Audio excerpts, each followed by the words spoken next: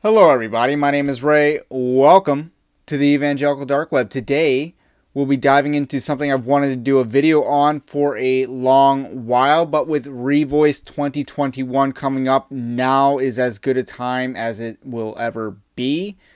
Now this isn't quite fresh, however, this is a woke preacher clip from the past that I believe he got a strike or had to remove from his channel because the Gospel Coalition doesn't want you to see this video. So we're going to go through that video of Rachel Gilson talking about transgenderism and pronoun issues and stuff like that. So that's what we're going to be talking about today. Now, Rachel Gilson, I believe, was a part of the Revoice movement.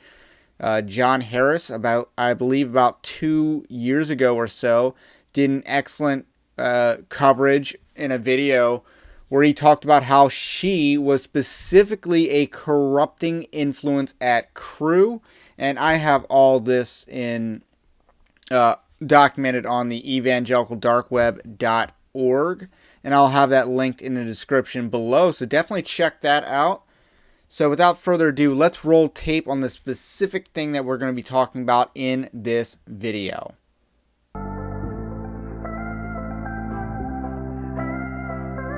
I think the question of preferred pronouns is probably one of the most difficult to answer well in a space like this. And I mean like in a digital question and answer type space. And part of the reason I think that's true is because it really can come down to a question of conscience. So if you've done a quiet time recently in the weak brother, strong brother passages of scripture, Paul has a category for the reality that some Christians are going to come to issues and fall in different spots. And one of the most important questions there is, how are we going to relate to each other when we fall in different spots? So on the one hand, some of us would feel incredibly compromised using a transgender person's preferred name or pronouns because it feels like we're complicit in a lie. It feels like we're breaking the ninth commandment, right? Like we're bearing false witness about a neighbor. And we need to take that really, really seriously. It is never safe to go to a place that your faith doesn't allow you, right? To go against your conscience. And if that is your position, you have to recognize that when you are interacting with a transgender person, your inability to use their preferred name or pronoun could actually be received as very offensive by them or deeply hurtful by them. And so I would encourage people in that category to think, okay, well, my truth is clear.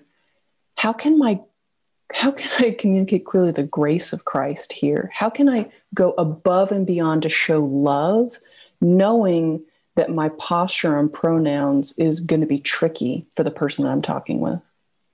Others of us have no problem at all using preferred names and pronouns. We're like, yes, this is a way of showing love. I'm ready to do this. And in that case, your conversation partner is probably easily going to feel loved and accepted by you.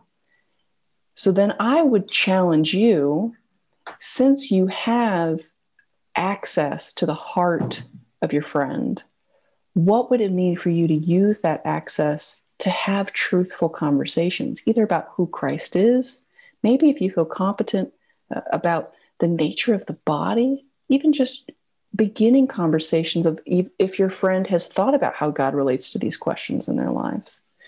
But no matter where we come down, I want us to be able to relate to each other with honor and respect, because the church has not had to answer these questions before.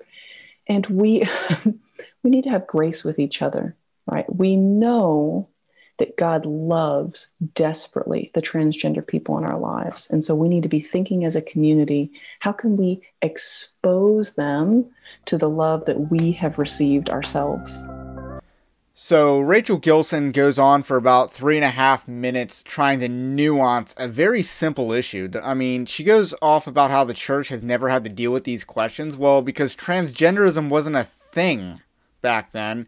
And I'm sure they'll like to point out isolated instances of cross-dressing, but let's not pretend like people back then really thought that that was an identity that they had. That was not a thing back then. And in fact, only in recent decades has the idea of affirming someone's gender dysphoria been societally considered. And otherwise, we just don't do that. And again, our Christian forefathers wouldn't have put up with this nonsense in the society around them. So with that said, let's talk about how she tries to nuance the question about Christians having an objection to bearing false witness. She doesn't really theologically debate that. She wants to paint a sin issue as a Romans 14 Christian liberty issue, and you cannot paint something as a Christian liberty issue until you debate whether or not it is a sin issue. There is an order of operations for how we categorize things. Is it a gospel issue? Is it a yes, no? Is it a sin issue? Is it a law issue? In this case, it would be a sin and law issue, because this would be bearing false witness. Prove that it's not bearing false witness.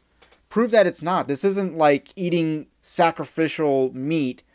The example in Romans 14, this isn't compared to that, because this isn't you eating meat that was sacrificed to an idol, that's otherwise good meat, and then you're not partaking in the sin by eating that meat. And that was kind of the point that was made clear in Romans 14. Now, if your conscience forbids you, then don't do that. Don't eat that meat. But otherwise, it's permissible to eat that meat. However, this is a little bit different because God does not command people not to eat meat. In fact, we see in the book of Acts, in the vision that Peter has, that meat is okay. Eat everything. Everything is on the menu now. Except people. That's still not on the menu, but otherwise it's on the menu. However, bearing false witness is still a commandment of God. It is still part of the law of God. And if you are affirming transgenderism, you are affirming a lie. You are affirming a false witness. And to actively partake in that false witness, in someone's deception, is bearing false witness. I don't see how you can make the argument that you are not bearing false witness by affirming someone's false identity. And again, this is not comparable to Rahab hiding the spies in Jericho. This isn't comparable to lying to protect people that are under your care. This isn't comparable to that issue at all. So again, this is a very simple issue. Are you telling the truth when you call a man a woman? No, you're not. You're bearing false witness. And I think the issue is pretty simple. Now, if it weren't, then we could move on to the Romans 14 Christian liberty debate. But we're not there yet because we've already established this is a sin issue. So that's all I got to say about that. My name is Ray. Be sure to check out the Evangelical Dark Web, where you can support this channel not only by subscribing on the YouTube, but also subscribing on evangelicaldarkweb.org/join. And that's kind of like a Patreon system that we got set up. And because Patreon censors and stuff like that. So we got our own.